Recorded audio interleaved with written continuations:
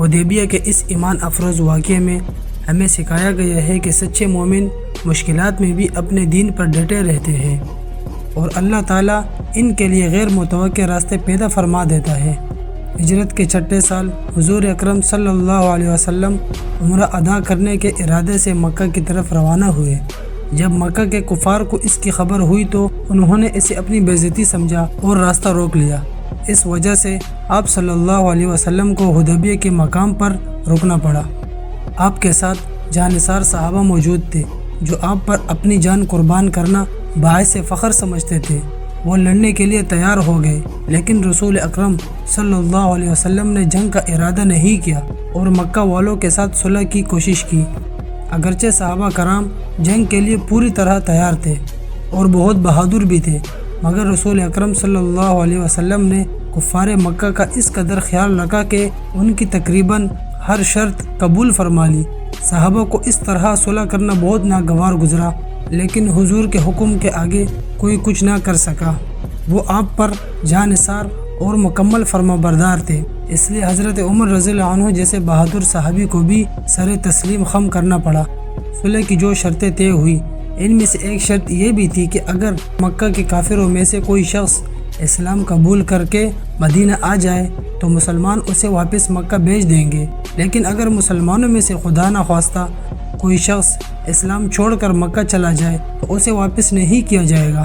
صلح نامہ ابھی مکمل طور پر لکھا بھی نہیں گیا تھا کہ حضرت ابو جندل رضی اللہ عنہ آ پہنچے۔ وہ ایک صحابی تھے جو اسلام قبول کرنے کی وجہ سے سخت تکلیفیں برداشت کر رہے تھے اور زنجیروں میں جکڑے ہوئے تھے۔ اسی حالت میں گرتے پڑتے مسلمانوں کے لشکر تک پہنچے، اس امید کے ساتھ کہ مسلمانوں کے پاس آ کر اس مصیبت سے نجات مل جائے گی۔ ان کے والد سہیل جو کفار کی طرف سے اس صلح نامے کے نمائندے تھے اور اس وقت تک مسلمان نہیں ہوئے تھے بلکہ فتح مکہ کے موقع پر مسلمان ہوئے، انہوں نے اپنے بیٹے کو تمانچے مارے اور اسے واپس لے جانے پر زور دیا۔ رسول اکرم صلی اللہ علیہ وسلم نے فرمایا کہ ابھی صلح نامہ مکمل نہیں ہوا، اس لیے ابھی کسی شرط کی پابندی لازم نہیں، لیکن سہیل نے اپنی بات پر سختی سے اصرار کیا۔ پھر رسول اکرم صلی اللہ علیہ وسلم نے فرمایا کم از کم ایک آدمی ہی مجھے دے دو، مگر وہ لوگ اپنی ضد پر قائم رہے اور مانے نہیں۔ حضرت ابو جندل نے مسلمانوں کو پکار کر فریاد کی کہ میں مسلمان ہو کر آیا ہوں، میں نے بہت ظلم اور تکلیفیں برداشت کی ہے اور اب مجھے پھر واپس بھیجا جا رہا ہے۔ اس وقت مسلمانوں کے دلوں پر جو گزری وہ اللہ ہی بہتر جانتا ہے، لیکن رسول اکرم صلی اللہ علیہ وسلم کے حکم پر حضرت ابو جندل واپس چلے گئے۔ حضور نے انہیں تسلی دی، صبر کی نصیحت فرمائی اور ارشاد فرمایا ان قریب اللہ تعالیٰ تمہارے لیے کوئی راستہ نکال دیں گے۔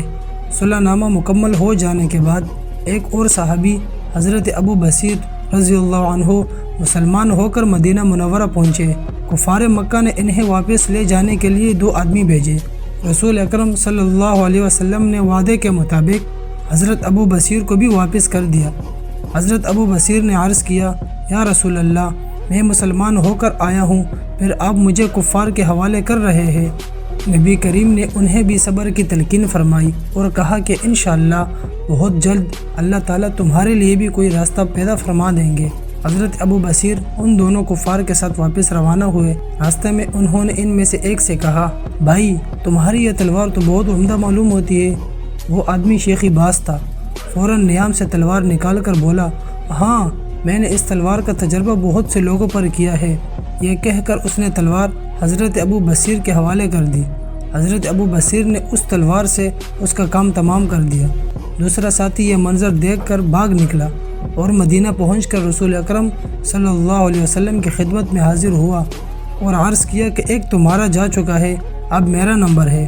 کچھ دیر بعد حضرت ابو بصیر بھی وہاں پہنچ گئے اور عرض کیا یا رسول اللہ، آپ نے اپنا وعدہ پورا فرما دیا اور مجھے ان کے ساتھ واپس کر دیا تھا، مگر اب میرا ان لوگوں سے کوئی وعدہ نہیں رہا جس کی میں پابندی کروں۔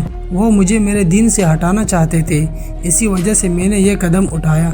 رسول اکرم صلی اللہ علیہ وسلم نے فرمایا افسوس اس بات پر، یہ تو جنگ بھڑکانے والا ہے، کاش اس کا کوئی مددگار ہوتا۔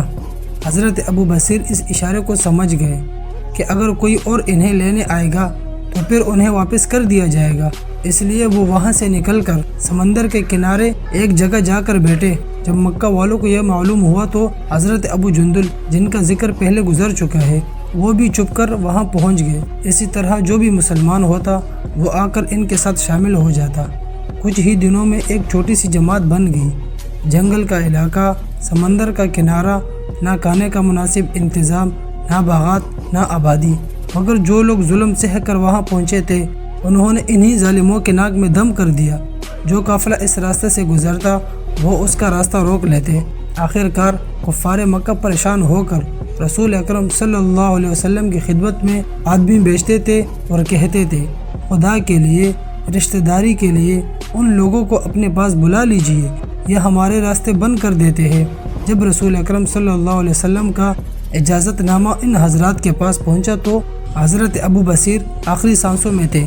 حضور کا بھیجا ہوا خط ان کے ہاتھ میں تھا کہ اسی حالت میں ان کا انتقال ہو گیا۔ اس واقعے سے ہمیں یہ سبق ملتا ہے کہ کامیابی کے لیے استقامت بہت ضروری ہے۔ اگر انسان میں استقامت نہ ہو تو وہ جلد ہی حالات سے گھبرا کر اپنے ایمان سے دور ہو سکتا ہے۔ اس لیے ہمیں چاہیے کہ زندگی کے ہر موڑ پر اپنے ایمان پر مضبوطی سے قائم رہے۔ اللہ تعالیٰ ہمیں اس واقعے سے سبق حاصل کرنے اور اس پر عمل کرنے کی توفیق عطا فرمائے۔ آمین۔